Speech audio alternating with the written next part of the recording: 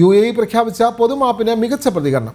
ആദ്യ 3 ദിവസങ്ങളിലായി ആയിരക്കണക്കിന് പേരാണ് സേവന കേന്ദ്രങ്ങളിൽ എത്തിയത്. അതേസമയം പൊതുമാപ്പ് പ്രയോജനപ്പെടുത്തി രാജ്യം വിടാനും നിയമാനുസൃതം UAEയിൽ തുടരാനും ആഗ്രഹിക്കുന്നവർ അതാത് എമിറേറ്റിൽ എത്തി നടപടിക്രമം പൂർത്തിയാക്കണം. മതിയായ രേഖകളില്ലാത്തവർ താമസം നിയമാനുസൃതമാക്കാനും അല്ലെങ്കിൽ പിഴ കൂടാതെ UAE വിടാനുമായി ആദ്യ 3 ദിവസങ്ങളിൽ വിവിധ രാജ്യക്കാരായ ഒട്ടേറെ പേർ സേവന കേന്ദ്രങ്ങളിലെത്തി. പൊതുമാപ്പിലൂടെ എത്ര ഭീമമായ പിഴകൾ ഒഴിവാക്കി വിസ പുതുക്കാനും എക്സിറ്റ് പെർമിറ്റ് നേടി 14 ദിവസത്തിനകം രാജ്യം വിടാനും അനുമതിയുണ്ട്.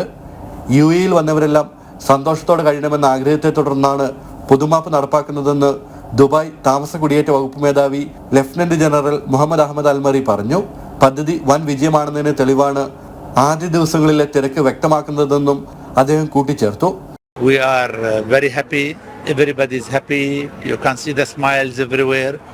I have to thank our government, our president, United Arab Emirates, as it is a humanitarian country for everyone. Should live in a happiness time. Should be relaxed. Should be do something back for his families. That's why we are welcoming everyone. അതേസമയം residency നിയമം ലംഘിച്ചവർക്ക് രാജ്യം വിടണമെങ്കിൽ അതിനായി അപേക്ഷ നൽകേണ്ടത് residency അനുവദിച്ച എമിറേറ്റിൽ തന്നെ ആയിരിക്കണമെന്ന് Dubai താമസ കുടിയേറ്റ വകുപ്പ് വ്യക്തമാക്കി.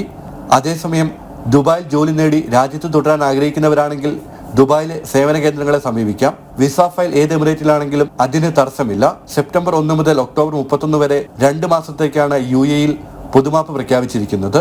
ഇക്കാലയളവിൽ എല്ലാത്തരം വിസ നിയമലംഘകർക്കും ഇളവ് അനുവദിക്കും. ജനം, ദുബായ്.